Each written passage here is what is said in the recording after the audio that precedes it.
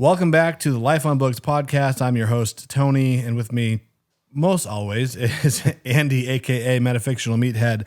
We have a very exciting episode today. We are going to be talking about our favorite quotes or passages from some of our favorite books. Just, you know, prose and words that really made us feel all tingly inside. But I thought it would be interesting, before we do that, if we just quickly discuss what we're reading right now, because Sure. I had this realization. I was like, we talk a lot about books that we've already read, but like what we want to read moving forward, but we haven't really talked about things we're currently Not reading. a lot of live updates. Yeah. And so I know both of us go through books fairly quickly, you more so than I, particularly with some of the shorter books you've been reading, but maybe not all of the books that you've read in the last week, but just some of the bigger ones you've been working on. So my kind of 3 or 4 main reads that I've been working through, As the Wolf Howls at My Door by Chandler Broussard, which I picked up from Corona Samizdat. It's one of their big books. We're getting right into the hipster literature here, It's folks. an interesting one. So it was the last book he ever wrote. I don't really know what's going on. Okay. The prose and the writing is very virulent and fierce. You know, it has some irreverence to it. It's definitely kind of got this angry, mocking style to it. Keep going. One of the kind of reviews or write-ups I saw from someone at Corona Samizdat was that this book kills fascists. Oh, sweet. And you can definitely tell that I think most people strongly dislike fascism, but you can definitely tell how strongly Broussard hates fascism and views a lot of things as fascism. It's definitely taking a lot or asking more of me than I expected. I've read some of his shorter works. This one's definitely requiring a little bit more paying attention. I'm enjoying the writing. It doesn't seem to have much of a plot structure to it, or if there is one, it has gone totally over my head. And I'm missing a lot of it. How long is the book, and how far into it are you? 476 pages. I hit 330 something this morning. So it's unlikely a more structured plot is going to appear at this point. Yeah. Okay. I don't have high hopes for structure coming together, but I am enjoying it. It's probably one that will need to be reread in the future. If anyone listening has any idea for like other references or resources that go in depth about it, I would love to hear about that, because it's been interesting, but like I said, I just don't know what's going on, and I'm sure I'm missing a lot of it. I've also been reading Baron Wenckheim's Homecoming by Laszlo Krasznahorkai, which I talked about in one of our recent episodes. One of the books Is that the big red one? Yes. Yeah. Yep. I'm about halfway through that and really enjoying it. By the way, do you love that it's like, I'm reading this, piece of high art. I'm like, the big red one. Big red one. Right. I mean, it is a very it's a bold cover. It is. It's an eye grabber. There's something about, red books. I don't know what it is. They're just, they're fun. Really enjoying that. It's funny. It's got this kind of tension and suspense to it that all of his work has. It's just really gripping. I think you would like a lot of his work. He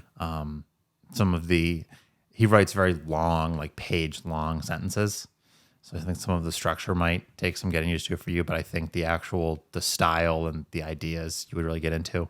I have been working my way through the adventures and misadventures of Maqroll, which is from NYRB. It's a collection of 7 novellas. Who's the author? Alvaro Mutis. Yeah. Kind of wrote them individually, and then in this translation, they're all kind of together.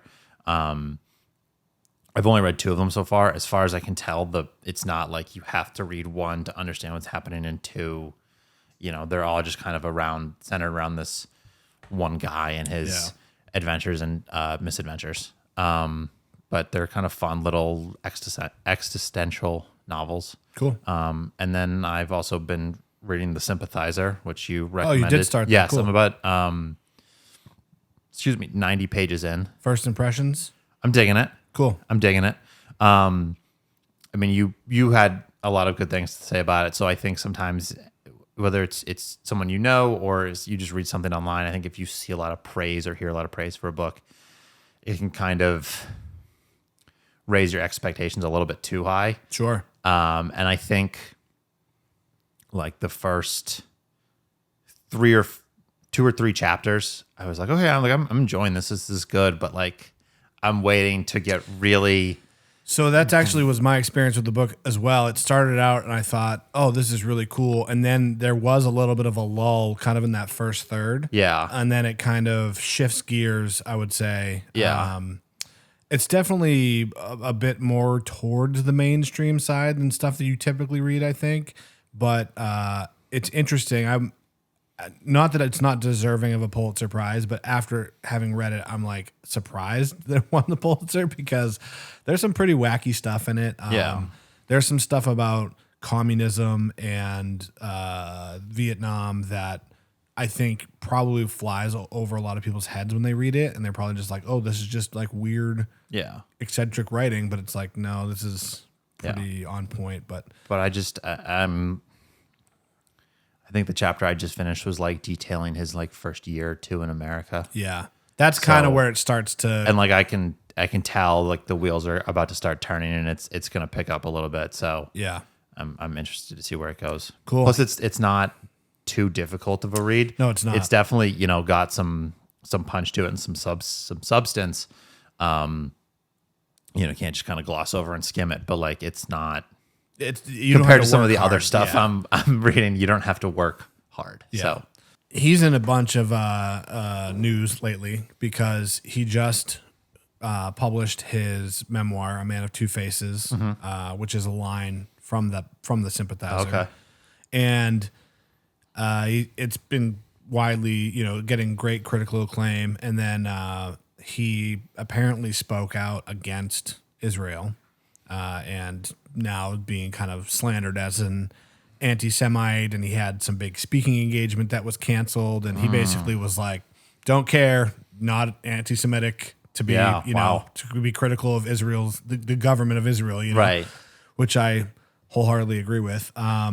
So that's always interesting. And then I saw on Reddit, somebody was putting together a list of authors basically that are doing the same thing, and they're like, yeah, I'm just gonna like start buying their books to support them. It's like, yeah, there's an audience for everything these days. So yeah, that's cool. I think that's, not to spin off into too much of a tangent, this episode's not going to be about, and I don't think we should get into discussing the geopolitical turmoil the world is in, but I'm not an expert in any means. I think it's a very interesting, like, I'm going to support these list of authors because they took this stance. Yeah. And I mean that in the sense of like, maybe like pre-internet days or like early internet days, you would have these people that would like, okay, here's this list of books that were banned. I'm going to read those. Right. And which is still a thing. But for lack of a better word, the list of controversial works or books by outspoken authors, things like that, like was kind of limited to a more narrow purview. And now with the internet, where you have like authors taking these political stances or things like that, you have something like that where like there's a list of authors that have come out against what's happening in Israel or what the Israeli government is doing. And it's not, their books might not have anything to do with that situation, but like, I think it's just a more or less a cool state of where we are. One of the kind of going back to our episode on the pros and cons of social media and as it relates to books, I think this is a very big pro where you can just kind of expand your. Yeah, well, it's funny that you say that because I feel like previously an author in his situation would probably rely quite a bit on a public speaking engagement to promote the book, right, and to sell the books and to just gain some notoriety. those speaking engagements are still important, but they're more for people who are already fans because of the way the internet works. Right. And now by canceling that event, he now has another piece of really engaging content for social media to talk about. Right. So it almost has the opposite effect where it's like if you had just held the event, you probably would have pissed off somebody in your organization or your constituents or whatever, but they kind of would have got over it. Right. They're not going to like, oh, I forget where it was supposed to be or what organization was putting it on, but it's like people would probably just forget about it. Right. But now you've canceled it and now he has this huge publicity. It's like the internet has amplified that whole concept of there's no such thing as bad publicity. It's almost like better for him. All publicity is good publicity. Yeah, that he got this engagement canceled because now it's like a big talking point. Right. That people are writing news articles about it. Right. Where if they had just held the event, maybe some press would have been like, oh, these guys held this event with this guy, but no one would have really noticed. You know what I mean? Right. In my opinion. So.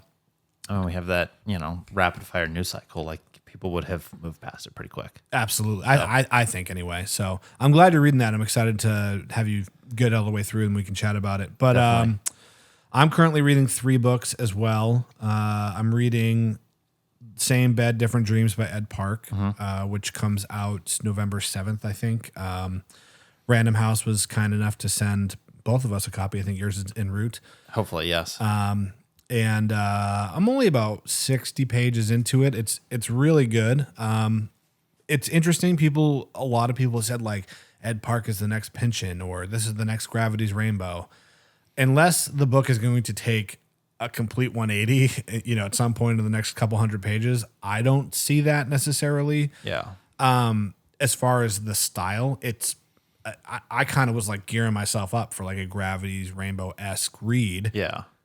And making sure my head was screwed on tight before I opened it up. And then I got into it. I was like, oh, this is just like a regular book. Right. And I don't mean to devalue Park's writing or undermine what other people have said. It's just that maybe I'll find that thematically it's similar to Gravity's Rainbow, but the writing style is nothing like it.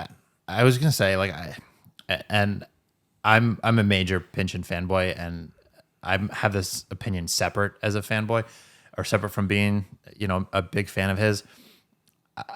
I hate that kind of like, this is the next Pynchon. This is the next David Foster Wallace. This is the next, like, just let it be its own just thing. let it be its own thing. We talked about this a little bit in one of our more recent episodes, like authors not wanting to be compared to other authors that influence their work. Yeah. Like, and it's perfectly okay to be like, oh, you can tell where this author was influenced by Pynchon, or where they picked up ideas that Wallace started and ran with it, or insert author here, whatever. Yeah. But it does such a disservice to the author, the current author. Yeah. Like comparing it to them, it's just because I would actually love to chat with Ed Park about it because I follow him on social media and he does seem to be a pretty big Pynchon fan. Mm-hmm. And you can definitely see, like conceptually, there are some similarities. Like it talks a little bit about, and I don't want to spoil it for anybody, but it kind of gets into like this pseudo government that Korea had. Yeah. And kind of like imagines like what would happen if it like hadn't failed or disbanded. And so there's definitely some creative imagining, and there are some metafictional elements to it, which is why I think you're going to really like it. Yeah. But yeah, I just don't know if actually the writing does remind me a little bit more of Infinite Jest. Oh, yeah. Because Infinite Jest to me is much easier to read than Gravity's Rainbow, and it kind of has this like comedy, like almost always there, like present. Where Gravity's Rainbow has comedic elements, but a lot of it's just like buried under this dense stuff. Right. So to me, it reads a little bit more like Infinite Jest, which I haven't even finished. But based on what I've read of both those books, I think it's a little bit more like that. Anyway, it's good. The pseudo government thing sounds very Pynchonian on the surface. Right. I think Pynchonian, and I think this is more a fault of the publishing industry than anything else. I think they take this thing that like, oh, this sounds like something Pynchon would have done. Right. And then that becomes the whole book is. Well, from a business standpoint, you kind of get it, right? Like they're trying to identify the market that it's right for and then appeal to them. Right. And you had told me about this book actually. And where did you hear it from? Instagram. But it was people who are independent. Yes. So there you go. Right. You know what I mean? Like even if the description is not quite accurate, it's still from a business standpoint achieved its goal. It makes sense. Yeah. And that, which is why I'm so bothered by it, because I'm a mark for it, and you got had. I've been had. Yeah. So I'm reading that, and then a complete antithesis to that, in a way, is I'm reading Storm of Steel by Ernst Junger, which is a nonfiction World War I memoir. Excuse me. He fought for Germany. About a third of the way through that. That's actually been a very good book to jump back and forth from with the Ed Park work because they're so opposite each other. Yeah. It's okay. It's very highly rated. It's very like matter of fact. It's just like this happened and then this happened and then this happened, which is fine. So far, I'm liking it more than the Robert Graves memoir on World War One. I'm totally blanking on it. I'm liking it more than that, but not quite as much as like All Quiet on the Western Front. I'd probably put it somewhere in between there. And then last but not least, I'm listening to an audiobook, which is Lawrence in Arabia, not to be confused with Lawrence of Arabia, the film. So this is, I wouldn't quite call it a biography about T.E. Lawrence, but it talks a lot about his role in how the Ottoman Empire fell and the modern Middle East came to be. I'd actually seen this I went to a used bookstore earlier this summer, and they had a whole stack of these. It was a used bookstore, but they had a whole stack of like, they must have got them like leftovers or whatever. Yeah. And it was like $11, and I was like, this looks really interesting, but I don't know if I want to spend $11 on this. And I was like, I'll put it, I'm just whatever, not into it. And then the whole thing happened these past couple weeks in the Middle East, and I was like, okay, maybe I should like learn a little bit more about this. Yeah. And for me, I'm the type of person that's like, I want to go all the way back to the beginning and really understand like how we got here. Yeah.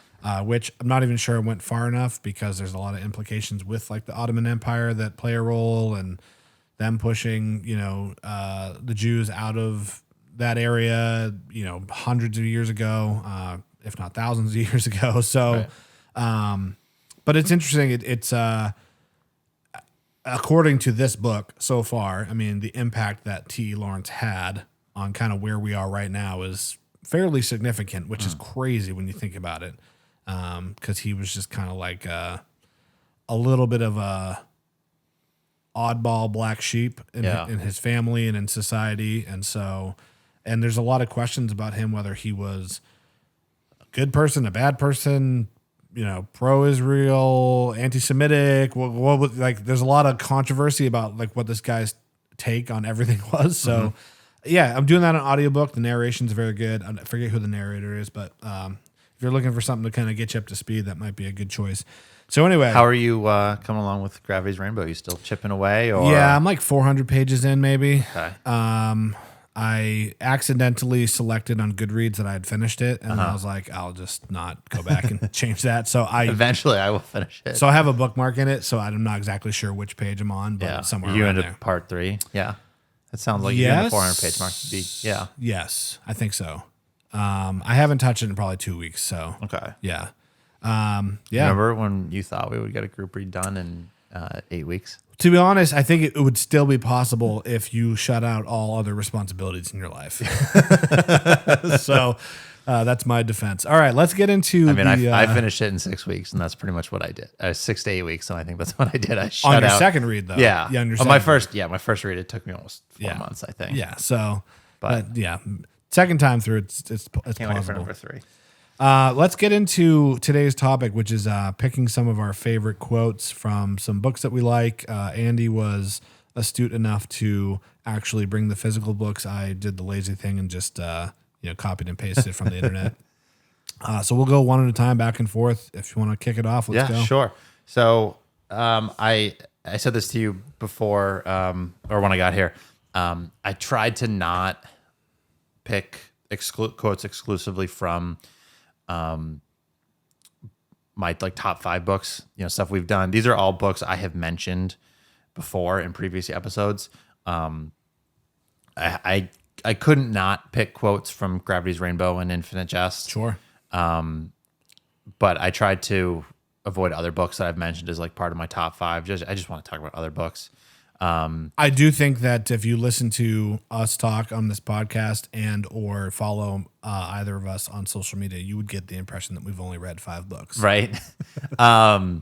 So, but at the same time, I didn't want to just like be like, oh, I haven't talked about this book. Let me pick a quote from it. Right. And, you know, I did want it to be books that you can't not choose some of your favorite books because the words in them are why they're your favorite books. Exactly. You know, I tried to not just rehash the same few things we've already done deep discussions on. But like I said, I have mentioned all of these books, hopefully with the 3 of them that we haven't talked about as much in depth. We can get a little bit more into it with the quotes today, but we'll just jump right into it. The first one is from Been Down So Long It Looks Like Up to Me by Richard Farina. When you first suggested we talk about our favorite quotes and passages for an episode like weeks ago, this was one that just jumped out to me right away. Sure. I can't tell you I can't remember the first time I read this book. I probably would have been, I don't know, somewhere in my late teens, early 20s. And then the second time I read it would have been like late 2020. And this little quote stuck out to me both times. I will pull it up. Andy and I have the fortunate task of reading aloud on today's episode. Boy, oh boy. Also, I remember when you first suggested this idea, I think you said something to, what'd you say, like stick to like half a page or something like that. Yeah. I didn't do that. Oh, God. This one's probably about half a page. The quote I have from Libra is not very long. Everything else is like a full page. Okay. We'll survive. This is a conversation between the protagonist, Knossos Papadopoulos, and his friend Hef, I believe. So it starts with Hef, and that's another thing, that escapism syndrome. You watch and see, you'll be mainlining man, and in a year and a half, you're gonna have track marks right down into your fingertips, lying around on old newspapers in a Detroit hotel with a neon sign blinking in the window on your collapsed veins with a poppy pipe in your mouth. It stimulates the soul. Don't talk to me about soul, Paps. You go out and roll it around so it gets all dirty on US 40 and then flee back to Athene to get purified. That poor Monsignor didn't know what he was getting into. My senses, man, he cleans out my senses, not my soul. Greek senses need reawakening every so often, and anyway, he was accomplishing his function. So what? So he at least knows what his function is, and that puts him one up on you and me. Jargon. Vision, baby. That's all I'm after. Having a nightlight on all the time so as I can see. Be satisfied with the sun. I want to be the sun, schmuck. Particles, wave, and source. So that kind of like last line, I want to be the sun, that's what really is the one that like grabbed me, but I think you kind of have to read the whole thing to set it up. And I think this one just stuck out to me so much. I think, a lot of this book, it's about this guy Knossos who goes to this fictional school that's kind of more or less based around Cornell. And he kind of goes on these adventures and he comes back, he's doing all this stuff. And it just kind of has that 60s countercultural vibe to it.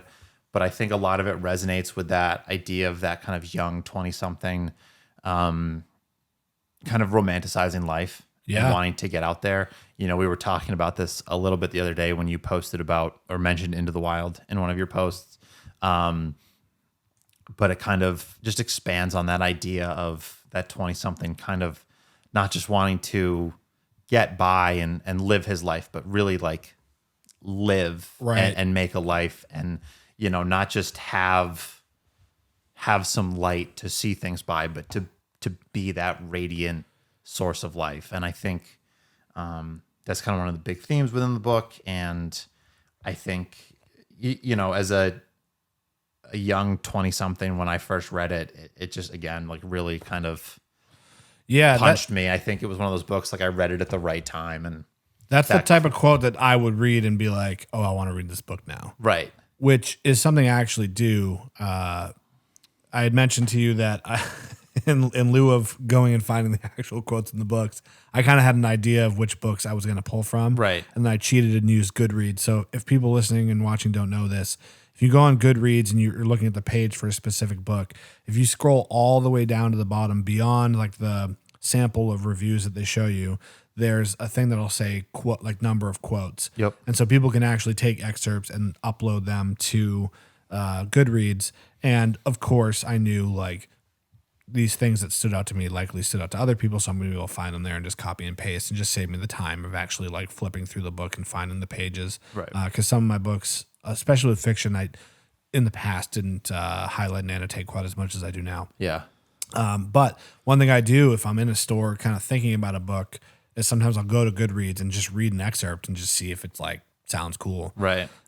Which can be a little deceiving, right? Because you're kind of seeing like the creme de la creme of the writing. But I like to give it a page or two. Like if I will sit there and read the first paragraph or read a first page or something like that. And kind of, I think that kind of gives me at least a sense of like, maybe not if I will or won't like it, but like kind of what I'm going to get into. Well, it's interesting that you say that because on social media, particularly with short form content, to really get any traction, you need a very strong hook. So you need to say something controversial in the beginning or something that really gets people's attention. And sometimes you get like hate for it. Like a big one was the one I did where I said audiobooks don't count. And like I landed the plane at the end saying like, who cares? Just do what you want to do. Like stop. It's not a game. It's not a competition. Like you shouldn't even ask the question if it counts. But a lot of people just heard that first line, were super mad about it. But it's just human nature, right? Like you don't flip to the 80th page and read that to see if you like it. You read the first page and see if it draws you in. Right. So it doesn't really matter what the medium is. You have to get people's hooked right away. And not everything is going to have, that 100 years of solitude as he stood in front of the firing squad. He remembered that day his father took him to see ice or, I probably just butchered it, but like, that like, it was the best of times. It was the worst of times. Right. Not a screaming comes across the sky. Like not everything's going to have that. Is that one of your picks today? No. I thought about that because it's such a good line. It is. There's actually probably some others from like that first. I honestly like, we'll talk about it more when I get to those books, but like, I think I could have just closed my eyes and picked a page from either of these two books and like. Well, it's funny that you say that because that basically is the sentiment I had about my first choice here, which is Catch-22. Yeah. And for the rest of these, I'll read the quote first and then discuss the book. But, it's obvious that this is Catch-22 because it says it in the first line. I could have picked 100 quotes from this book and just done an episode on that. Yeah. Because there's just so many, in my opinion, quotable lines and memorable lines.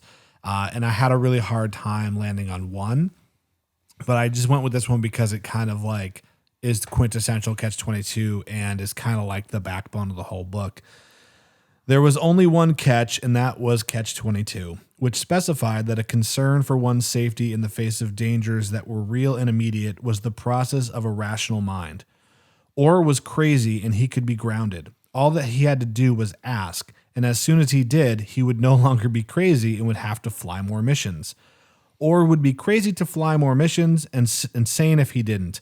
But if he was sane, he had to fly them. If he flew them and he was crazy, he didn't have to. But if he didn't want to be, this is just so ridiculous. But if he didn't want to, he was sane and had to. Yossarian was moved very deeply by the absolute simplicity of this clause of Catch-22 and let out a respectful whistle. I mean, that's just like... That's the whole vibe of the book in one paragraph. Right. And I think just really like if that doesn't seem humorous to you, just don't read it. You're not gonna Right. like the book. Right. But to me, I think the insanity of it, and then I love the line at the end where he lets out the whistles, The yeah. whistles. He's just like, "Whoo, yeah, man, that's a good one. That's a good one." They you got know? me. And instead of it, like, you think of war as this like serious thing where people are dying and people are sad and angry, and it's just like we've gone so far beyond that. It's just so ridiculous. I can only sit back and whistle, Right. like how ridiculous our situation is. Right. It just makes like a caricature of like the whole situation. So I just thought that was very apropos, and Yeah, it's perfect. Yeah, it's such a quotable book though. There's so many great lines. Yeah. But that was obviously you knew Catch-22 was going to be on. Oh, that's yeah. that's my Gravity's Rainbow. So Right. what do you got next? All right. Next, I have a quote from Libra by Don DeLillo. This is a shorter one. It's only 2 sentences, but kind of like what you just read about Catch-22. I think this really wraps up a lot of the essence of the book and what DeLillo was getting at. So I'm excited for this one because I actually have not read any. this is DeLillo yet. a quote of dialogue. It's talking, I don't know off the top of my head who the speaker is, but I would say a hardworking, sincere, honest fellow has found himself in a position where he's being crushed by the pressure exerted from opposite directions. That makes him typical, I guess. And, like I said, it's a really short quote. Yeah. But I think again, it's a lot of what Libra is about. And on the surface, like, Lee Harvey Oswald will go down in history, whether you believe he was the shooter or you believe he was a patsy and there was other nefarious forces at play. That's a different podcast we can have. But he will go down in history as being attached to this event. And if you look a little bit deeper into his life, he was kind of this typical American who was just being pulled apart in every direction. He served. He was in the army. He may or may not have had some CIA connections while he was serving. He lived in Soviet Russia, again, whether he was there as a subversive or truly interested in communism, or whether he had CIA handlers, whatever. That's not really for us to discuss, but I think one of the biggest takeaways, like, I had from Libra, not to be too reductionist with it, but like, could have been any of us, Right. Like, it was just this guy who was trying to get by and trying to live his life. And I think that is one of the quotes that makes something like Libra and some of other DeLillo's work so prescient, is like, you think about a lot of the political turmoil going on in the United States, or really anywhere, but we'll focus on the United States. It's like you have these people that to some extent are just honest, hardworking people. And, maybe their political views and some of their thoughts and opinions have gotten skewed way too far to one direction or the other. And, it turns out to be this person you wouldn't want to associate with. But at the end of the day, it's probably just some hardworking guy trying to make ends meet and get by. And I'm not saying that to defend any opinions anyone might have, but like, this is clearly someone who has just been stretched thin by everything. And that's kind of the picture of Lee Harvey Oswald in this book. Right. He's just, his mom is dirt poor. It wasn't really proven until, I think, after, or discovered until after his death, because no one really cared about it until a certain point in time. But Lee Harvey was very dyslexic. So he was an intelligent person, but because he struggled to read and write because of this dyslexia, everyone thought he was an idiot. Right. And, like That's got to be frustrating. it's, so exactly. And so he didn't it's not like he grew up in some yuppie neighborhood and then was just like, no, screw this. I hate my background. I want to become a communist now and kill the president. Like, Yeah. Whether he did or didn't kill JFK, he was feeling the pressure from every side. Yeah. And I think that little just snippet there kind of stands the test of time and is applicable to any historical epic you want to get into. I don't want to shy away from any tangential conversations about this stuff because at the end of the day, that's kind of what the point of reading books is. Like, you read books to expand you read them to entertain yourself, but to expand your horizons, right, mentally and philosophically. And I think it's important to have conversations that when you have ideas after reading something. It's funny though, because ultimately most books are kind of the same, not story, but same game, which is like you read about people whose lives are nothing like yours to realize how much they are like yours. Right. Right. Like when you read about someone that survived like a genocide in another country where just the culture and the time period and everything was completely different than how you live, but you realize that like had I gone through that, I probably would have felt very similar to how they feel. Right. We're really not that different. Right. Which is kind of funny, but I think that's an interesting thing. Like that is something that is pretty, or is there in most works of fiction. How similar we would feel given that situation. Excuse me. I do think it's funny kind of the way that how that is approached has changed throughout the course of history. Like I think, pre World War II, maybe a little bit even, probably it shifted a little bit after World War I, but I think pre World War II, a lot of it was kind of this like, at least in some of your major works, it was all this kind of like, we're all living this grand narrative. We all have our role to play and how the planet gets by and things like that. And then I think if you get past World War II, I think everything kind of shifted and got a little bit more irreverent, to say the least. Yeah. And just read a World War I memoir versus a World War II memoir. Right. And it kind of went from like, we all have our part to play in this grand narrative and we would all feel similarly in another person's shoes to like, we're all trying to live our life. Things are really bad. What's the point? Yeah. Yeah.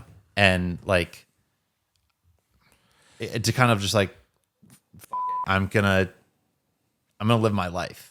And there's these relatabilities, but like I said, everything just gets very irreverent. I think that's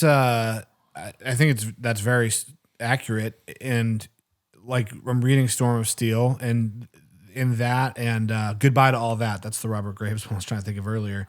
There's definitely this attitude of like, I'm going to war. I'm going to have an adventure. Right. I'm going to do my part. You know what I mean? Like, go America. Right. And World War I was arguably about nothing. I mean, you know what I mean? Like, it's just right. Like, you have a hard time like pinning down what that war was even about. So it's a totally different thing. And there was a little bit of that in World War II, but then it was like, I think even more so than World War I, people got there and were like, what the f*** are you doing? Right. And then post World War II, we immediately have this huge increase in consumerism and technology. I mean, the Korean War, I think, was the first like international conflict to use fighter jets instead of like propeller planes. Yeah. And that totally changed how war is done. And it kind of put it like in this much more, I don't want to say nihilistic, but you went from like, okay, we have these planes. Yeah, we can shoot with like machine guns. That's kind of similar to the guns we're using on the ground. We can drop some bombs. But like with jet power, it was just like we can come in and strafe an entire area in seconds and be gone. Right. Zero casualties on our part. It completely disassociated the human element. Yeah. Like with prop planes, they had to get much closer so they could probably see their victims much more clearly. So I think that's like part of that shift. And then, yeah, like the consumerism of the 50s is when, microwaves and all that, like color television and all that stuff really became very prominent in every American household, at least. So I definitely think there was a big cultural shift. Yeah. Going back to DeLillo specifically, you've read how many books by him now? 4. So what would you say is a good place to start with him? I think White Noise is a good one. Don't watch the Netflix That movie sucked. My opinion anyway. I just think any movie is going to change things from the book, but I think there was just it just kind of missed the mark. Yeah. Maybe that'll be our next episode is the best movie adaptations. I don't even think it was like a bad adaptation. I didn't think it was a good movie. Gotcha. And I'm sure that opinion is skewed by how much I enjoyed the book. Yeah. And how I thought it was doing a disservice to the book. But like, I don't know. I just think that some things were just kind of like randomly thrown in and not really introduced the way they're introduced in the book. That it's like you kind of miss some of the point here. I certainly thought it was an interesting choice, just in the sense that like Don DeLillo is not necessarily like a household name. Right. I mean, he's well respected within people who are very into literature, but more modern American literature. But I don't know. That being popular isn't necessarily a prerequisite for turning a book into a movie. But having not read the book and then watching the movie, I made it through maybe 20 minutes, and I was like, this is just not a well done movie. Yeah, I think so. The 4 that I've read: Libra, White Noise, Underworld, and Mao 2. I think I sometimes have heard kind of referred to as like his core 4, his kind of his standout books. I didn't particularly enjoy Mao 2. I think it just kind of it started off with some really good ideas, and then it didn't really come together. I didn't think it was very cohesive, and it just kind of left a little bit to be desired. But I think any of the other 3 are good starting places. You could probably pick something. I don't know off the top of my head how many books he had published prior to those 4. But I haven't read any of them, but you could probably start with something like that and kind of work your way up if you like to go into the in the chronological order. But I think White Noise is a good one. Underworld, it looks like it's going to be this big, chunky, difficult read. It definitely discusses some, weightier themes and has some gravity to it, but it's from a reading standpoint, it's pretty approachable. I think in general, that's a lot of DeLillo's work is like that. Like he gets after some lofty ideals, but it's more accessible than you would expect. I think he gets kind of grouped in with like your Pynchons, your Wallaces, Gaddis, Coover, Volman, some of these other authors, and for good reason. I just think maybe out of some of those, he might be a little bit more accessible. Cool. But, all right, what you got? All right, I'm going to read this first, and then you can probably easily guess what it's from. It is lucky that it is not windy today. Strange how in some way one always has the impression of being fortunate. How some chance happening, perhaps infinitesimal, stops us crossing the threshold of despair and allows us to live. It is raining, but it is not windy. Or else it is raining and it is also windy. But you know that this evening it is your turn for the supplement of soup, so that even today you find the strength to reach the evening. Or it is raining, windy, and you have the usual hunger. And then you think that if you really had to, if you really felt nothing in your heart but suffering and tedium, as sometimes happens, when you really seem to lie on the bottom, well, in that case, at any moment you want, you could always go and touch the electric wire. Or throw yourself under the shunting trains, and then it would stop raining. Which is Primo Levi, if this is a man. Hey. The more and more we discuss this book, the more and more I realize I need to get around to reading it. It's just so good. I mean, That was fantastic. Yeah, he just so incredibly he has this incredible knack for just understanding human psychology, behavior, in particular under the thumb of suffering. Yeah. And I do think that while obviously it goes without saying, the Holocaust was just so terrible, it is really nice that we have kind of this work that shows like, your life, it ain't so bad, bro. Right. Right. And I think he really puts it to, there was quite a few quotes from that book that kind of touch on the same thing. So it was hard for me to decide which one. But he just really is so good at like, yeah, you know what? Like there is always that next level. Right. It could be worse. And so I just need to focus on the thing that is good to get me through. Right. Yeah. And it's just the way he writes it. And like that line at the end, it's like, yeah, you can throw yourself under a train. Then it's not raining anymore. And just like, oh my God, dude. Like, it's so brutal, but just so poetic at the same time. Yeah, I can't talk about it enough. It's just such a wonderful book. I think Camus has a quote like that where it's like, should I have a cup of coffee today or just kill myself? Yeah. And I think the what he was getting at is very different from that. It was kind of this more of like, what's the point of what I'm doing? Like these little things are so inconsequential in the grand scheme of things, but I think that it just you reading that kind of reminded me of it. But yeah, that's a great passage. So yeah, and there's another quote that I read in a reel.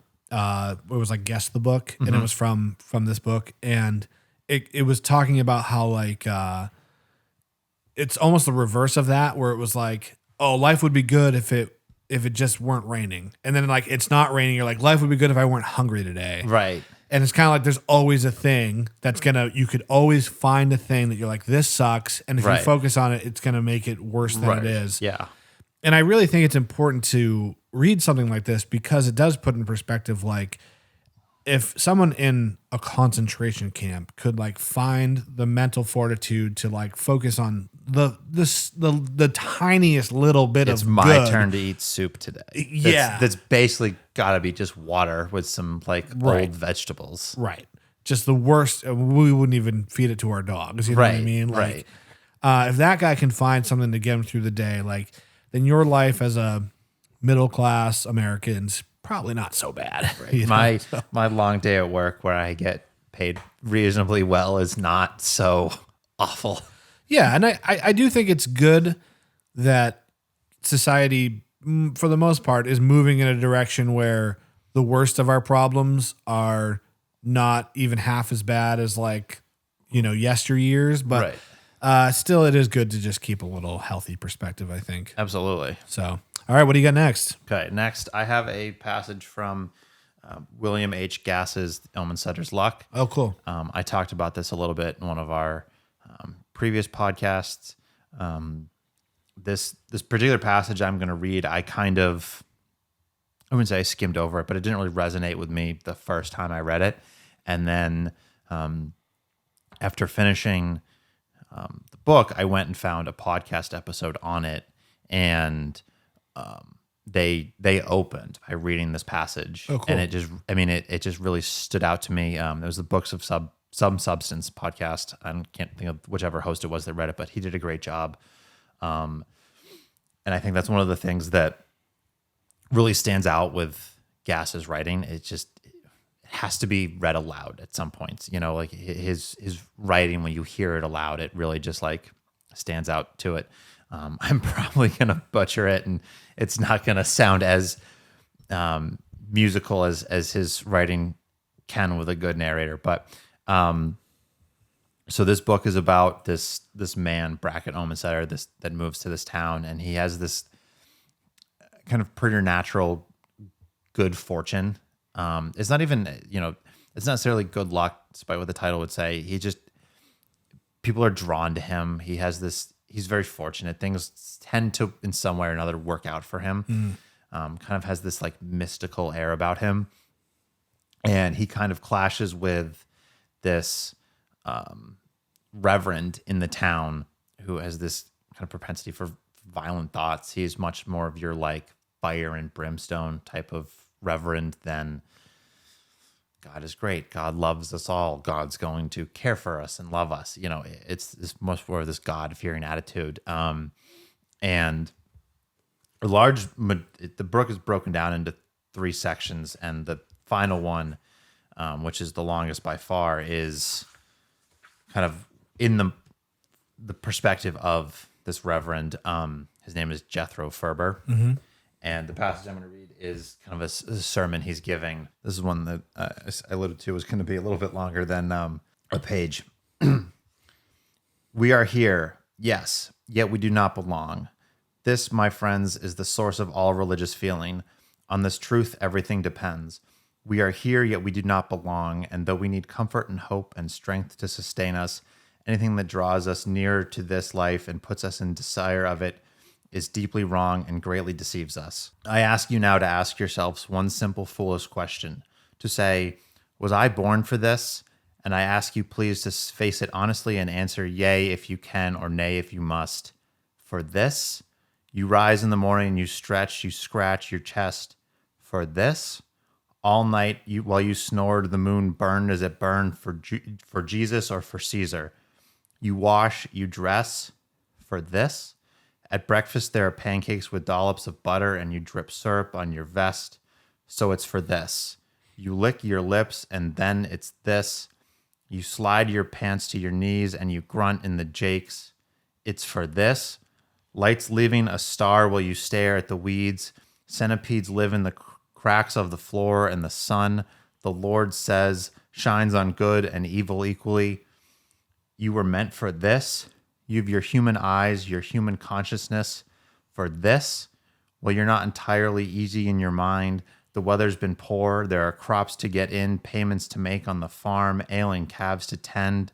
Friends have promised to help with the haying, but they haven't.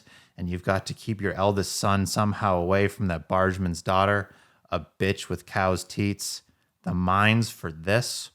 Wipe yourself now. Hang your pants from your shoulders. There are glaciers growing, but you wish your wife weren't so fat and given to malice, and your thoughts are angry and troubled by this. This? That's awesome. Right?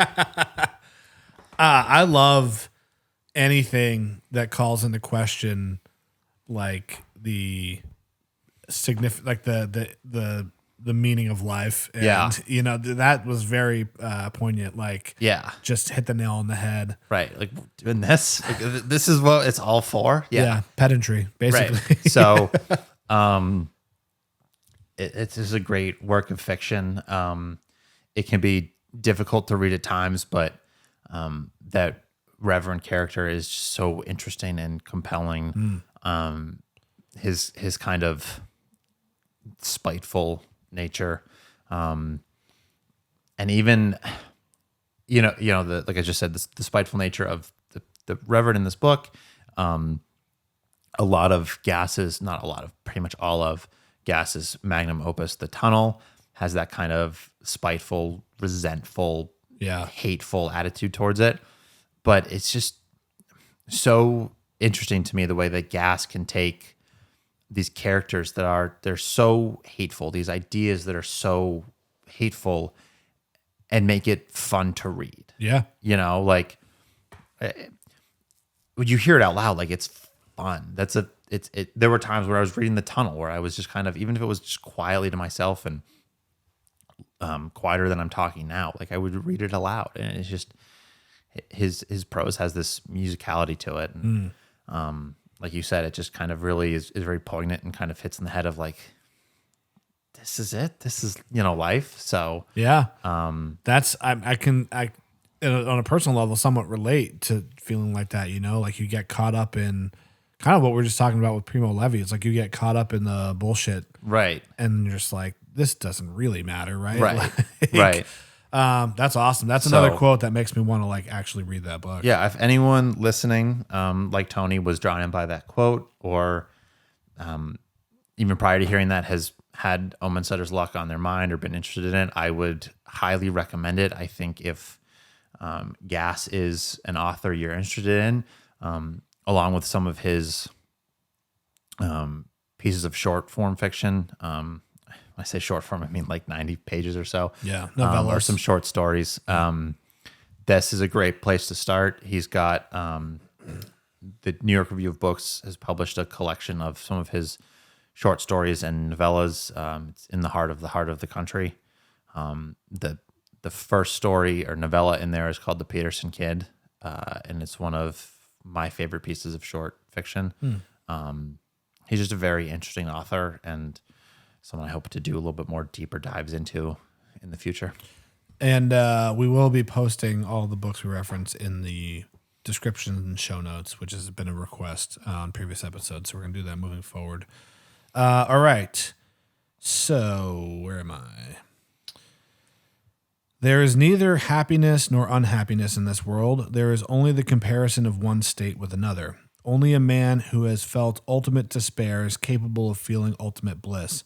It is necessary to have wished for death in order to know how good it is to live. The sum of all human wisdom will be contained in these two words, wait and hope. That is from, any guesses? No. Count of Monte Cristo. Oh. Alexander Dumas. Wow. Yeah, it's interesting. When I was thinking about what I wanted to include today, I couldn't think of any, like no particular line from that book stood out, but I just remember reading it many years ago thinking like, and I don't know what happened to my original copy, but it was just like highlighter, like every page, you know what I mean? Yeah. Just like, oh my God, oh my God, oh my God. So, I looked through the quotes on Goodreads and I was like, oh yeah, I remember reading this now. Especially that last line about wait and hope. I think, apparently I'm not as dynamic of a reader as I think I am because a lot of these quotes kind of like touch on the same topic, same themes. But that book is really, have you read that book? I've not. Oh, it's really well known for kind of like, I think similar to like Crime and Punishment, where it just does a really good job of like nailing human psychology and articulating things that we all feel, even though we might not be conscious of feeling that way. And when you read it, you just go, "Oh, that's so true," you know. It's a book about revenge. I think most people know that, but it just does such a great job of like describing the human condition and just articulating how people feel. And I think it's that same concept of like giving you some perspective. Like you can't know how lucky you are until you've been through some awful stuff. Right. And, waiting and hoping I think that's like what is most people's advice when they're going through something tough? It's just like, be patient. Right. Just keep going. Right. Like believe that it's going to get better. Right. Obviously you have to take some action, but really it comes down to just like patience. There is some aspect of life going on. You just have to kind of ride it out. Yeah. I think the more modern saying is, if you're going through hell, keep going. Right. Like, yeah, just don't stop. Don't give up. Great book. It's long. It's one of the longest books I've ever read. It's like 1,300 pages. Yeah. I would say it's definitely not an easy read, but it's not like impossible. Yeah. Like anyone could read it. It would just take some people a little bit longer, which is understandable for a book of that length. So I haven't read it. I don't think, the book it's from at least, but there's a quote from Hunter S. Thompson that's kind of on a similar ideal of what we're talking about, and without looking up the quote, I won't know it off the top of my head, but the general gist of it is like, life is going to get hard and ugly sometimes, and I know that, but if I can find some happiness in between, like I'll be okay. Yeah. Which is a weird quote from someone that, hearing that quote from someone that killed themselves. Yeah. But I think his mind was pretty riddled with all the drugs and alcohol and all that stuff. Yeah, I mean, I'm not an expert on mental health or suicide, but I don't think like suicide is the result of being unhappy. No. There's something on a deeper level that's it. Like to me, like happiness is a result of a few different elements coming together. Where like true depression is not like something you can rationalize with. There's something mechanical, for lack of a better term, going on, or going awry. Yeah. I do think The Count of Monte Cristo is a book that could do very well with a modern film adaptation. Mm-hmm. They've done a few tries that have been not great. But it's such a grandiose story, I feel like, with modern filmmaking and CGI and just the bigger budgets now of major films. I think it could be good. Like Killers of the Flower Moon is out right now. That movie is 3 hours and 26 minutes long. Who has that kind of time, man? Yeah, that's the one thing that's been putting me off from going to see it. It's like, I don't know if I can sit through that with my ADHD and my propensity for falling asleep. But I actually appreciate the length because I do think that story is deserving of it. Even though it's not an incredibly long book, it is an incredibly important story with a lot of layers to it. But The Count of Monte Cristo is, if we're going to be making 2.5, 3 hour movies, like let's do it with this one, guys. Like it's a perfect fit because there is just so much to it. And that's like everyone's complaint with movies, right? Is like they had to leave something on the cutting room floor. It didn't have this scene or this, they cut this thing out. So I think maybe that's a challenge with a movie like that, but I think with modern cinema, it could be a good pick. So, all right. We got some Pynchon and some David Foster Wallace left in your stack. Yeah. Getting serious, boys and girls. We are. We'll go to Gravity's Rainbow next. Something you actually just said about depression and suicide, it gets touched on a lot in one of the quotes from Infinite Jest I picked out, but we'll talk about that a little bit more when I get to that book. Before you read this, is there a color coding system to your tabs here? Not really. Okay. Some of them are color coded. There's only 4 of them that are color coded. It's to highlight the proverbs for paranoid. Oh, cool. Which I just love. They're just like little, I think they're just fun little kind of zany kind of ideas they get at Pynchon. I love this third one, Proverbs for Paranoids 3. If they can get you asking the wrong questions, they don't have to worry about the answers. Like that's just that perfect like paranoid conspiracy mind at work. And then that I'm sure I've seen somebody on Facebook use that as an argument. Oh, absolutely. Yeah. And then I love the 5th one. Paranoids are not paranoids, Proverb 5, because they're paranoid, but because they keep putting themselves idiots deliberately into paranoid situations. Nice. Like, and I think that's neither of those are the quote I wanted to get to today, but like, I think that last one particularly, you can kind of apply that to a lot of people today. Maybe some more extreme right-wing people who kind of have these like fears of vaccines and yada yada. Like, oh man, I don't. They're doing that to themselves. Like, yes. And again, this is just a total tangent we don't really need to get into today, but like, you can to some extent blame the YouTube algorithms, things like that are designed to keep them following these wormholes. But like, those people, like, they search that content out and then it like, whether it's the algorithm or their own curiosity or whatever, the concept of confirmation bias is completely lost. It keeps going and going. Like you're putting yourself into this state of fear where you think Joe Biden is not really Joe Biden. It's an actor from Stanford that is wearing a face mask. Nice. Like, how do you come up with that? Man. You know? I saw somebody say something the other day about how if any media is taken down by the platform that it's on, YouTube or Twitter or whatever, that's proof that it's true because they don't want you to know the truth. Yeah. And I was like, that makes literally no sense. Well, that was we're really getting off the rails here, but that was, I don't know if you saw the documentary on HBO. I think it's like I Hate It Here or something like that. No, I've not seen it. Well, I can't think of the guy's name. But he basically like made something kind of just showcasing the state of political affairs in this country and kind of how it, especially on the right wing side of things, and how it kind of led to the events in the Capitol on January 6th. But he kind of talks about that, how like these people, whether it's YouTube or Twitter or whatever, they see their people they get like Alex Jones or Tucker Carlson or whoever, they have these people that they follow, and they think these big tech, big government, big whatever are censoring these people and keeping their ideas hidden. Yeah.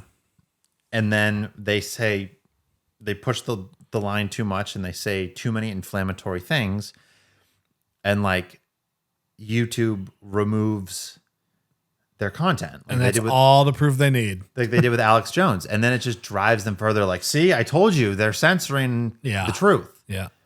So that kind of relates to It's like an idiot feedback loop. right, Proverb 5. But we'll get to the quote I actually wanted to talk about. This is another one that I think kind of, as much as you can surmise Gravity's Rainbow in one kind of paragraph, I think this is a big kind of thematic one. If you follow me on Instagram, this is the one I posted in my caption when I finished the book. But, excuse me, it means this war was never political at all. The politics was all theater, all just to keep the people distracted. Secretly, it was being dictated instead by the needs of technology, by a conspiracy between human beings and techniques, by something that needed the energy burst of war, crying, "Money be damned, the very life of insert name of nation is at stake," but meaning most likely, "Dawn is nearly here. I need my night's blood, my funding. More. The real crises were crises of allocation and priority, not among firms. It was only staged to look that way, but among the different technologies, plastics, electronics, aircraft, and their needs, which are understood only by the ruling elite." Yeah, it's interesting that this is from Gravity's Rainbow because I think there are these amazing moments of clarity in the book mixed among stuff that I'm just like, I don't even know what I'm reading right now. But we talked earlier about kind of the difference between that cutoff of like World War II kind of moving into the more modern warfare, modern era of culture. And there is this belief that's taught in American schools that it's kind of like Hitler was killing all these people, so America went to go save them all. But that's like not at all how it went down. Nope. In fact, many people didn't know the concentration camps existed when we joined the war. Many people didn't believe they were real when they saw footage of it. Many people that knew tried to cover it up. At Madison Square Garden, they had a pro-Nazi sympathizer rally where 40,000 people attended. Like, anti-Semitism was pretty prevalent in the U.S. at the time. Yeah. Basically, some people that we thought were subhuman, the Japanese, came and dropped bombs on us, and we're like, "Oh, we're gonna go get you back now," and that's basically, you know. And then, of course, I do think World War II is that moment where big corporations go, "Oh, war is a boon for us, Right? Like, let's do more war because this is very profitable, Right? We need people to buy our tanks and our ammunition and our aircraft carriers and our missiles and our uniforms and just everything." Right. So I think that like spot on. Right.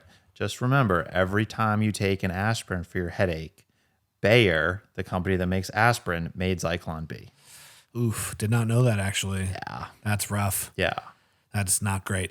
And if you're revving up your Volkswagen or your Ford or, maybe just like look into a few things. Yeah. So and I think I've talked at length about kind of how Gravity's Rainbow has skewed my mindset towards certain things. But I think that quote I just read and certainly others from it just kind of have that like it's all a game to the ruling elite, to the people that are pulling the strings. There are, in theory, systems of control in place that are supposed to be doing this and controlling this, and they may appear to be broken by the people that these systems are supposed to be supporting and holding up, but in actuality, they were never supposed to support anyone but the people that put those systems in place, and they're working exactly as they're supposed to. Yeah, I mean, it's a deep topic, and I just finished reading The Bridge at No Gun Re, which is about the Korean War, and there's a lot of that same stuff. It was like World War II ended, and it was just like, we couldn't wait to get back to doing war. Right. Right. And a lot of the same very influential people who were like war heroes or, commended for their decision making during World War II were calling the shots during the Korean War, and it was a complete bust. And that's why it's the forgotten war. It's kind of just like swept under the rug. Right. I think if you look at current state of affairs, nothing really changes. Right. It's always this kind of like, let's go from one war to the next. Yeah. And they're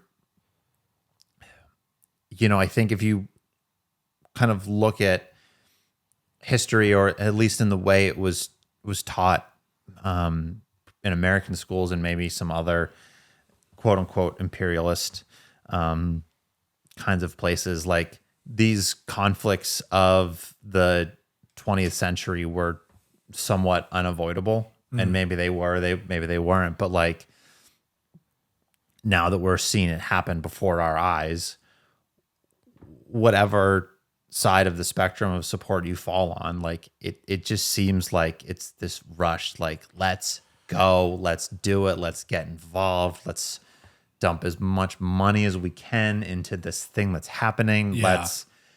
Well, it's interesting you say that, because in this Lawrence in Arabia book I'm listening to, and again, this is just an opinion from the book, I don't know if this is factually correct, but he's talking about people basically inciting World War I. Yeah. Because at the time, you had all the major European powers beginning to, or having already colonized various Arabic and Islamic states. And people who were followers of Islam were basically enraged by this. With the exception of Germany, they were like one of the only powers that hadn't like taken over an Islamic area. Mm-hmm. And so there were like pro-German people who were like, we are going to basically fund and inflame this anger from the Islamic territories to basically like take out Great Britain and the other superpowers. And then Germany can swoop in and have our whole empire for ourselves, which is like so disgusting on so many levels. Mm-hmm. Like that thousands, potentially millions of people might die. You're basically using people's like faith and belief and culture against them just for your own personal benefit. Yeah. It's just gross on every level, but it all kind of stems from,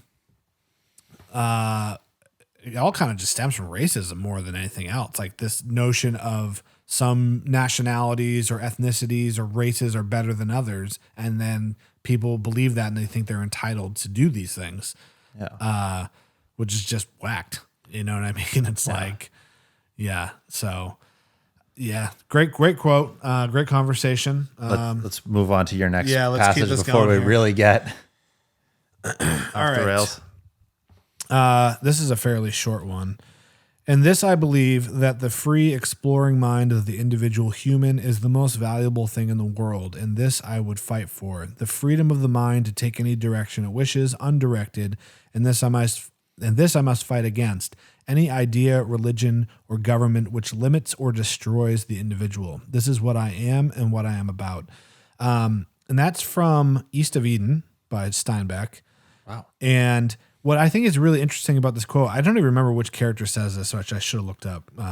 But people think that like East of Eden is just like the Bible. They're like, Right. oh, you just took stories from the Bible and rehashed them. And I was like, I think that's not it. Like, Right. obviously that's like the inspiration and like the structure of the story, but I don't think it was like, honestly, to me, it's a lot of Steinbeck like questioning Right. his religious upbringing, because he was brought up in I think a pretty devoutly Christian household, and so to me it's more of like using the characters to question and be like, is this really for the best? Yeah. If I'm just told what to do or just fit into this box. I knew going into this that I was going to have to pull a quote from that book. It's just so good. The writing is so good. There's so many great passages. Yeah. It's one of my favorites. There was a couple others that I considered, a couple other books I considered, but I was like, I'll feel bad if I leave this one out. But I kind of had the same thought process as you. As I was like, I kind of want to talk about some books I haven't talked about before, but these are my favorite books for a reason, guys. Like this is why I love these books. The other thing too that's really funny is somebody messaged me the other day and they were like asking me about my reading habits and how much I read each day. And they're like, I just don't understand like how you've read so many books. And I was like, I haven't even read that many books. The people just don't read that much. Right. Like generally, the general population doesn't read that much. Yeah.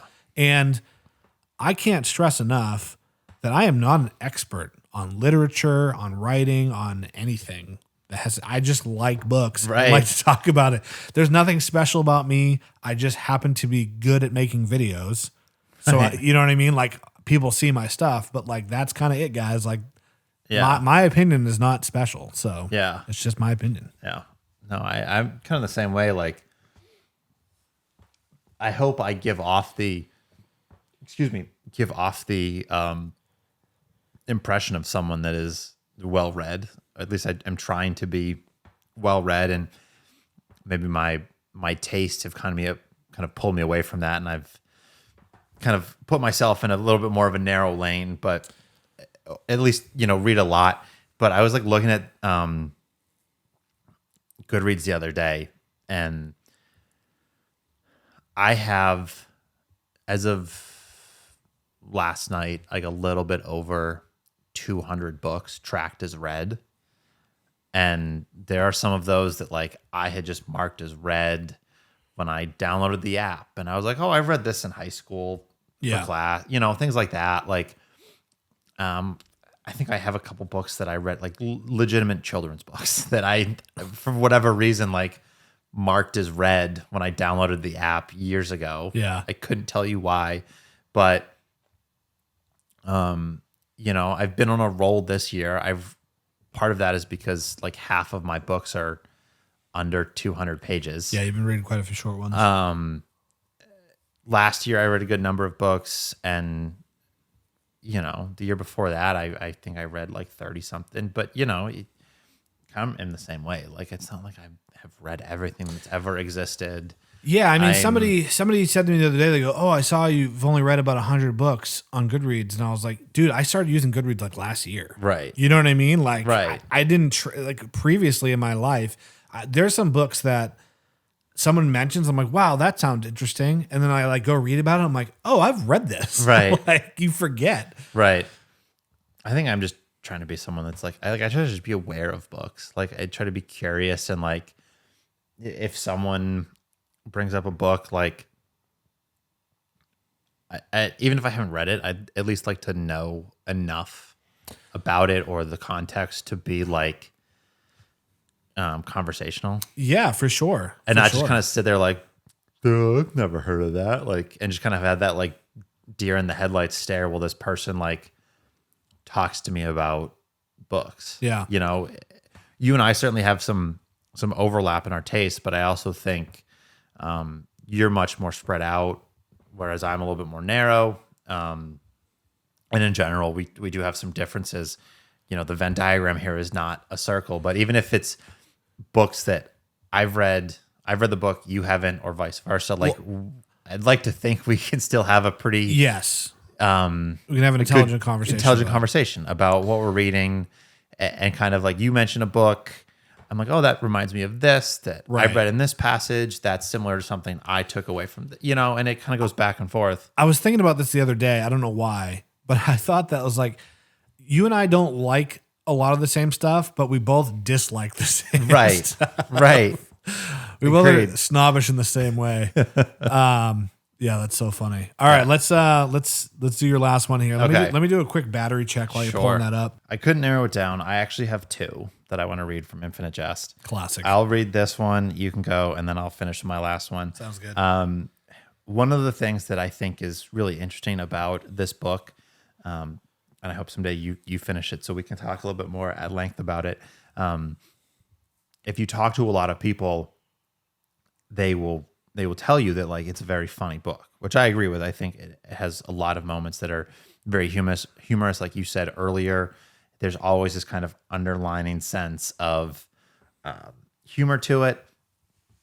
But what was really interesting is when he was alive and people would tell David Foster Wallace how funny they thought the book was, he was kind of like, I tried to write a sad book. And there are moments in this book that are very sad and they're difficult to read. And it's very moving and humanizing.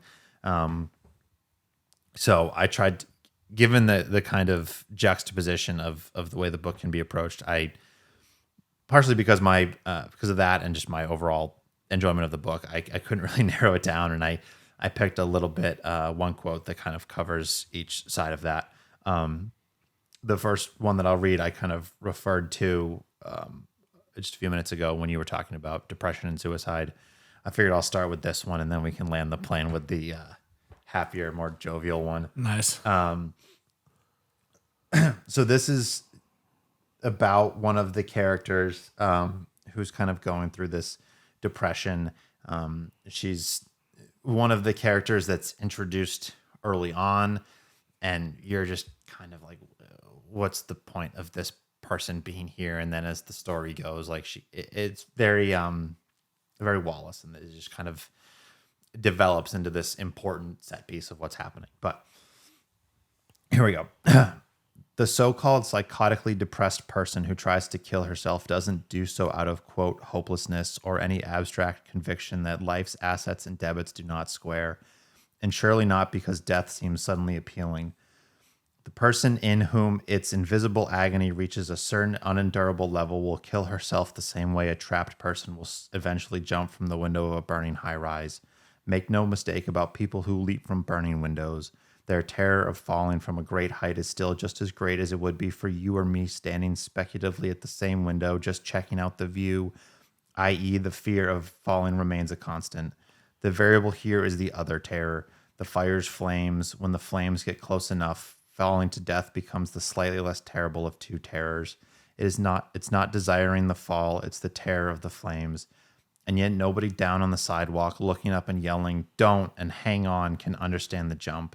Not really. You'd have to have been personally trapped and felt flames to really understand terror way beyond falling. Jesus Christ, man. All right. Well, so kind of ironic that we talked about why people commit suicide earlier. And I think, sorry to cut you off there, but I good. think, I don't remember if it was that quote. It probably was that quote, or there's certainly others within this book that touch on depression and suicide. But I think when I read that one, that was the kind of perspective shift for me where I went, holy shit. Like, oh, this is a sad book. right. And it, not that I ever had these like skewed views of depression or suicidal thoughts or any sort of mental illness where I was just like, oh, just get over it. Like I never had that kind of like, it's all in your head. Just right. But I think something like that, like it really kind of hits you over the head with the book. And it's like, this is what it feels like. This is. What year did he write this? Or was it published? 95 or 96. What's interesting to me is that it's pre 9/11. Yeah. Because when you think of people jumping out of windows for burning buildings, 96. you think of 9/11. Yeah. So, which is, right. Kind of. DeLillo has a book about that. It's called The Fallen Man. Oh, really? Yeah. But, yeah, I think, I think this was one of those passages where I had to put the book down, and it was just like, yeah, that's heavy. And it's this heavy stuff, and you kind of have this like awakening. And I think I had read some author, I don't remember who it was, said that nobody wrote about depression as well as David Foster Wallace. Well, I think I'm paraphrasing, I don't remember exactly what it was, but a lot of people, he had said a lot of other authors had written about depression and written about it well, but it was always like in comparison to something else. Like depression feels like this other bad, hard thing to deal with. But David Foster Wallace was one of the first authors to plainly be like, this is what depression is.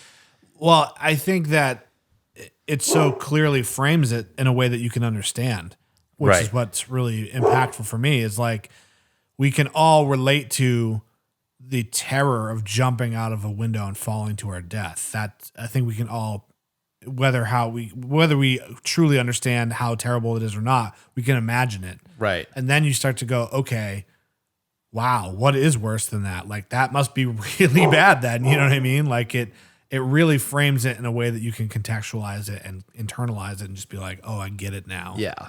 And whether that other danger is real or imagined by the person who's committing suicide is, a whole nother discussion, but to them it's real. Right. So to understand what that fear is like, I think it really just like, yeah, he just nailed it. Yeah. Basically.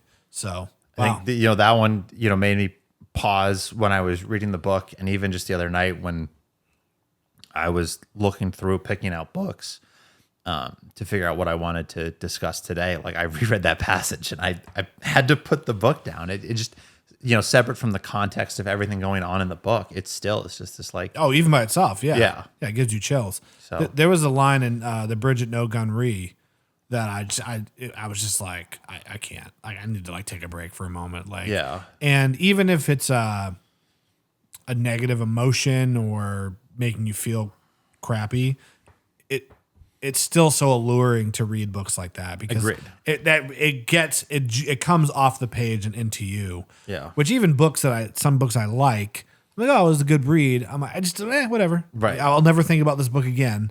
Right. So even if a book's making me sad or depressed or whatever, it's still my preference to be impacted on that level. Absolutely. Okay, last quote here. This is a book that I have not really talked about a lot, so interesting that's my number. I actually did these in order of like kind of my favorite, least favorite to favorite, I guess. Mm-hmm.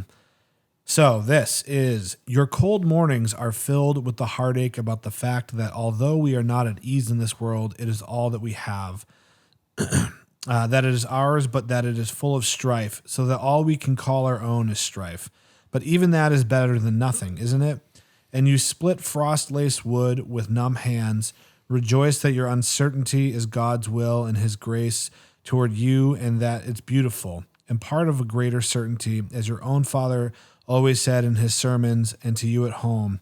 And as the axe bites into the wood, be comforted in the fact that the ache in your heart and the confusion in your soul means that you are still alive, still human, and still open to the beauty of the world, even though you have done nothing to deserve it. And when you resent the ache in your heart, remember, you will be dead and buried soon enough. It's warm and fuzzy. Yeah. Just like all the quotes today. Right. That is from Tinkers by Paul Harding, which is his debut novel, I believe. And that came out maybe 2010. That won the Pulitzer, right? Won the Pulitzer. He's a New England author. I picked it up at Gibson's bookstore because it was like in the New England authors section. Saw it won the Pulitzer, read the back. I was like, oh, cool. Yeah. It's a very ethereal book, I guess, for lack of a better term. It kind of like goes in and out between this like dream state of the character and his father's is on his deathbed. And when I first read the book, I actually didn't really connect with it that much, but that quote always stuck out. Yeah. And when we decided to do this episode, that was like the first thing I thought of. Like immediately I was like, Paul Harding Tinkers, that line. That's how I was with the the quote I started off with from "Been Down So Long It Looks Yeah. Like Up to Me," and that was why I started with it. Because like as soon as we were like, let's talk about quotes, I was like, that's one. I think we've talked about this in the past. Like, I have a lot of books that I remember fondly and think of very highly of, and kind of think about from time to time. There's very few where I stop and think about particular passages. Right. And, you know, maybe this is just because of who I am as a person, but like, I love that quote from Gravity's Rainbow. I don't think about that quote from Gravity's Rainbow. There are some other, like some of the Proverbs for Paranoids that I read. There's some like one-liners in there that I think about more often, but I think in terms of like powerful quotes from the book, like they're fun to talk about. I had fun reading them, but they didn't have the same gravitas as Yeah, they as weren't the as one. sticky. Right. So I think this Paul Harding line kind of reminds me a little bit of what you read from Omensetter's Luck, which is like he's out there splitting wood. Yeah. It's cold. His hands are numb. He's just like going through the motions. He's like, life kind of sucks. Like kind of like questioning, like, is this it? Is this everything there is? Right. And then there is a little bit of reframing there where it's like, well, you know, if you aren't satisfied with this, like, don't worry, man, you're going to be dead soon enough. Right. Like, you're going to die, and then you Yeah. won't have to worry about it. Which is very similar to, you know, the Primo Levi quote and some of the other topics we discuss. It sounds corny, but I can really relate to that because I've been in points in my life where the path forward was not clear, wasn't really sure what I was doing, you know, outside. And anyone that's experienced a New England winter and has had to do any type of labor outside can Yeah. completely relate to this, right? It's just like you're out there, everything sucks, you hate it, you're cold, you're miserable. But then there is this kind of allure to it, very similar to that theme of Into the Wild, of like the suffering of the elements is what makes life like Right. that is the true experience of life, right? right. I want to go out there and be, you know, part of nature and just experience like true discomfort, because that is true discomfort. It's not, oh, my freaking microwave stopped working, or Yeah. these kind of insignificant problems. So I don't know, man. It's just such a beautifully written book. He's got a few others. He had one that came out this year that I have purchased, and I'm like, I'm going to read it next. And then like some other book comes across my lap, I know, and I'm like, right? no. But that one's getting a lot of critical acclaim too. And people are kind of starting to talk about him like similar to like a McCarthy or, you know, like, is this guy going to be like the next great American author once his catalog? Fingers isn't very long either, is it? No, it's yeah. super short. It's maybe probably not even 300 pages, maybe 240 or something. It's not I wouldn't say it's a hard read, but it's definitely got some points where you're like, what? Like, Yeah. what? You got to go back and reread some stuff to make sense of it. Yeah. It's not so apparent when like those kind of realms are shifting back and forth. So Right. yeah, it's good. I recommend it. So, all right, last one. Okay. So like I said, I wanted to finish with a more of an upbeat, humorous one from Thank God. Infinite Jest. I have to make sure I start from the right point. There's a very hard RN word in here, and I don't want to have to Yeah, let's skip that. skip that or awkwardly try to replace it with something else. Okay. So this is this is taking place outside of an AA meeting. This is kind of the meeting just ended. People are all getting together and just kind of shooting the breeze, drinking their coffee, smoking cigarettes, whatever. So he introduces his name as Robert F., though on the lapel of his leather vest it says Bob Death. A biker chick's got her arms around his waist from behind, as is SOP. He tells Gately it was good to hear somebody new share from the heart about his struggles with the God component. It's weird to hear a biker use the AA Boston word share, much less component or heart. The other white flaggers have stopped talking and are watching the two men sort of just awkwardly stand there, the biker embraced from behind and straddling his throbbing hog. The guy's got on leather spats and a leather vest with no shirt, and Gately notices the guy's got a jailhouse tat of AA's weird little insignia of a triangle inside a circle on one big shoulder. Robert F/Bob Death asks Gately if by any chance he's heard the one about the fish. Glenn K in his robe overhears, and of course he's got to put his own oar in, and breaks in and asks them all if they've heard the one. What did the blind man say as he passed by the Quincy Market fish stall, and without waiting says, he goes, "Evening, ladies." A couple male white flaggers fall about, and Tamara N slaps the back of Glenn K's head's pointy hood, but without real heat, as in like, what are you going to do with this sick Bob Death smiles coolly. South Shore bikers are required to be extremely cool in everything they do, and manipulates a wooden match with his lip and says, "No, not that fish one." He has to assume a kind of bar shout to clear the noise of his idling hog. He leans in more toward Gately and shouts that the one he was talking about was, this wise old whiskery fish swims up to 3 young fish and goes, "Morning, boys, how's the water?" and swims away, and the 3 young fish watch him swim away and look at each other and go, "What the is water?" and swim away. The young biker leans back and smiles coolly at Gately and gives an affable shrug and blats away, a halter top's tits mashed against his back. That reads a little Pinchonian to me. Yeah. The kind of like the tempo and the cadence and the euphemism there with the throbbing hog. Yeah. You know what I mean? Yeah. Like the double entendre. Right. I think there's a lot in there that, I think one of the things that Wallace does really well in his writing is kind of takes colloquial speech and elevates it to make it sound like, it's this really highbrow literary stuff. I think that's a good way to put it. Yeah. I mean, there's nothing in there that's like without, or on the surface is like this really fancy literary pyrotechnic technique, something like that. Like he just commands the language really well. Yeah. There's not like there's any big, overly, fancy words. Like the diction's nothing fancy. Right. You're not going to have to break out the dictionary to look any of this up. It's just this kind of, but there's a lot going on. There's a lot going on. I think that line, like Glenn K in his robe, like just like this, it's just kind of goofy stuff like that is very,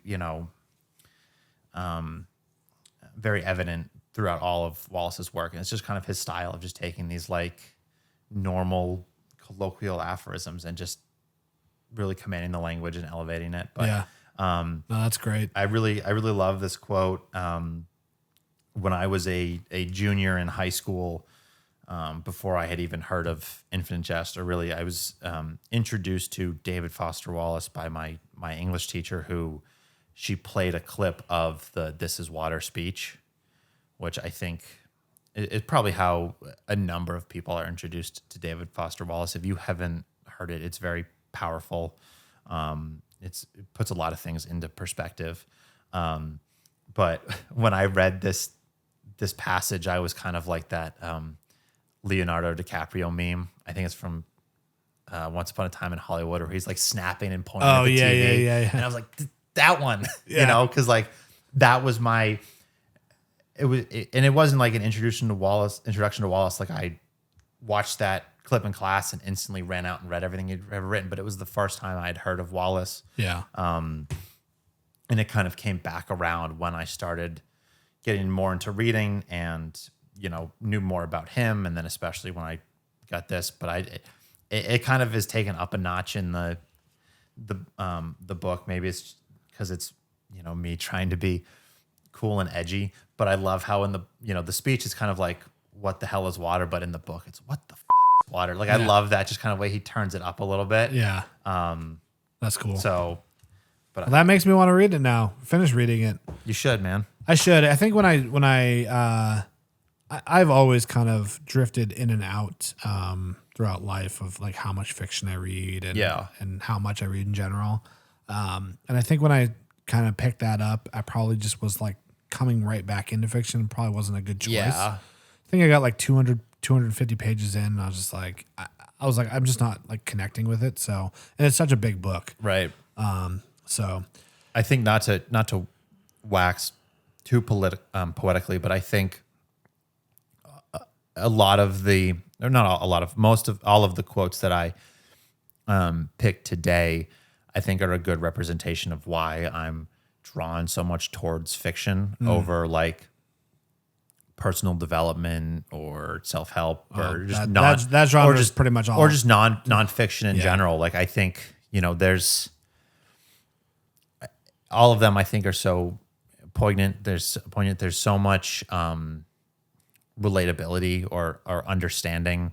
And just, I feel, and again, this is partially personal preference, but I just feel like so much more connected towards anything I've read today than something I might read in a nonfiction book, even if it's an interesting fact or an idea. I think a lot of times I read those, and you kind of alluded to it earlier, it's just more matter of fact. Yeah. And I think if there's very similar emotions or ideas, I think the way, at least in what I've read and encountered, they come across so much more with the ability to connect to them through fiction. Yeah, I think that's a good point. Like The Bridge at No Gun Ri is a great example. That Korean War book I referenced earlier. It really opened my eyes to a lot of what America did during that war. Yeah. I was already very familiar with how the war started, how it ended, kind of the why it happened. I already was very familiar with all that. But spoiler alert, the book is about this just absolutely heartbreaking atrocity that carried out by the Americans against the South Koreans. Important to point out the people were supposed to be there to protect. Spoiler alert: we were not the good guys. We were not the good guys. But so that's what I'm getting at is like you read that it's well written, it's well researched. I was interested in the topic, but then you read it and you go like, what do I do with this information now? I just add it to the pile of like America doing the wrong thing. Right. But now what do I do with that? Right. Where with some of like fiction, I do think it kind of has the ability to, you wouldn't say like, I read Infinite Jest and I learned X, Y, and Z, but you did go through a transformation of just how you feel and how you empathize and just in general, which can happen with nonfiction also, but it's just not as common. The whole like personal development, self-help thing, I don't want to get off track with that, but to me, that's a genre that I really struggle to understand because for me, I've learned that the best way to learn to do something is just by trying. Right. And you can sit there and read about the best way to do things, the most optimal way to do things, or strategies on how to do things. None of that will ever even come close to just trying it for yourself, sucking at something, failing, and trying again. Like that's the best way to get good at something, And so that's a genre I certainly don't connect with. But anything else we need to discuss before we give everyone the upcoming news? Not really. I'm gonna kind of spin off of what you just said there about trying and just figuring things out. We kind of alluded to this earlier about how neither one of us are particularly an expert in the field of literature or really anything that we tangentially cover. But I think if you're listening to this, I hope our listenership grows, but our audience grows. But I think if you're someone that hears about any of the books that we've talked about today or in previous episodes, and whether it's through us or through some other medium, and they seem interesting to you, but you're worried you're not going to understand them or you're going to struggle reading them, just try reading them. Just try. And you might find, like, I don't think I ever got to a point where I like hard DNF'd Gravity's Rainbow, but the first time I read it, I got like 20 pages in. I was like, this is not what I thought. This was going to be. This is not going to go well. And I like put it down, and I read a little bit about it. I tried it again. It was kind of the same thing. I got a little bit further, but it was just kind of like this, like, this is really hard. I don't get it. And I put it down. And I think this was early on in like I hate using the word journey, but like my reading journey, for lack of a better term, where I like hadn't developed the sense of like, I'm not enjoying this book. This book isn't going well. I'm just going to shelf it for another day. Yeah. And I think between a little bit of that and just general stubbornness, I powered through, and it has become one of my favorite books. And I hope I can speak about it with some level of credibility. But I don't think you should ever let fear of misunderstanding or not understanding or struggling stop you from reading anything. The thing is you could read a whole book, really not understand any of it, and then go have a conversation with people who have read it and maybe did understand it better than you. Right. And then now you get to understand it. Right. Which you couldn't do if you hadn't read it.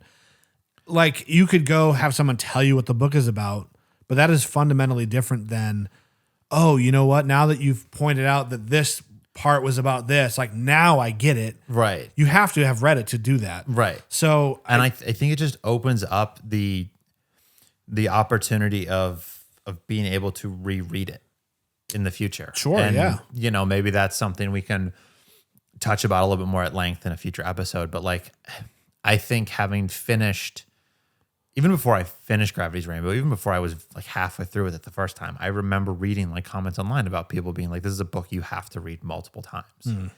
And I think, which according to some YouTube commenters is too big of an ask. People got very upset about this. Sucks for them. But I think like, and again, this is just partially spurred on by my personal attachment to the book, but I remember finishing it and having that sense of like, okay, I'm going to read this again someday. I'm going to try and do all of these things, whether it's read more of Pynchon, read more about Pynchon, read more authors that are in a similar vein, X, Y, and Z, etc., so that when I get back to Gravity's Rainbow, I have a slightly higher level of understanding. Right. And I, you know, like I said, I have just recently finished it for the second time. I still didn't understand a lot of it. It's a book you could read probably 10 times and not get everything. You know, I think this is a true desert island book, just because of like, there's just so much to unpack. Yeah. But that's kind of the end of my spiel. If you are interested in hard books or weird books or experimental books or books that you don't understand, just pick up the book, man. Yeah. And what's the worst that can happen? Yeah, you know, sometimes when I buy a book and it's like, I don't know if I'm going to like it or not or whatever, the way I look at it, it's like, I spent like $6 on it. Right. I've wasted $6 in so many worse ways. I have spent far too much money on books in the last 2 or 3 years, but I know I have spent just as much, if not more, on worse. Yeah, absolutely. You know, and no one's going to make fun of you for not understanding Gravity's Rainbow. Correct. No one that matters anyway. No one that matters, no one that has actually read it will make fun of you for not understanding it, because I promise you, most people that have read it don't understand it. Do not. I'm sorry. This reminds me of something. This is so funny. So totally off topic kind of, but like, most people that have watched a good amount of my content or listened to this podcast know that I am very critical of Jordan Peterson. And there's this philosophy meme page that posted a Jordan Peterson meme. It was like a guy crawling through the desert and he was like, philosophy. He's like, Jordan Peterson. It's like philosophy. Yeah. And I commented and I said, Jordan Peterson's a bozo, which is my favorite thing to say, because people are always like, Jordan Peterson's not a bozo. And I get to say, what do you think the B stands for? Jordan B. Peterson. Anyway. So I commented that Jordan, I was like, Jordan Peterson's a bozo. And this guy commented back and he said, compared to a guy who couldn't even finish Infinite Jest? ? So what had happened was I had just posted the video about 1,000-page books. Yeah. And I'd commented, like, I started it, I didn't really care for it, so I put it aside. It's like, dude, you think that someone not finishing Infinite Jest is like an insult? Like, right? Most people don't even know that this book exists. Most people who have read it understand it's a pretty, serious ask. there's like no shame. Right. And like, first of all, it wasn't I couldn't read it. I didn't want to. Right. But it's besides the point. I was like, you need way better insults, bro. Like, oh, you idiot. You tried to read Gravity's Rainbow. Like, you tried to read Infinite Jest. Like, that's not an insult, dude. Like, if you're at the point where you're reading these books, right, like, you are intellectually probably pretty far ahead. You struggled with what is generally considered one of the hardest books ever written. Yeah, you moron. I was just like, dude, you're gonna have to try a lot harder than that, man. Like, that is weak. So anyway, let's wrap this up. Let's wrap it up. I gotta go home. So we've had some requests about the podcast. Number one, that we add subtitles, which I'm going to try to do, which I don't know will necessarily alleviate why they were being asked to be put in, which is sometimes people don't catch what we say. To add subtitles is actually fairly easy, but they are computer generated. And so sometimes the transcription is also not correct. And Frank, to just be frank, like, I don't have the time it would take to edit that 100% with 100% accuracy. Maybe we'll get lucky and the subtitles will be more intelligent. Yeah, I certainly do watch every episode all the way through before I post it. So I will try to keep an eye on the subtitles and make sure that they are accurate, but I cannot guarantee that. But that should be a step up.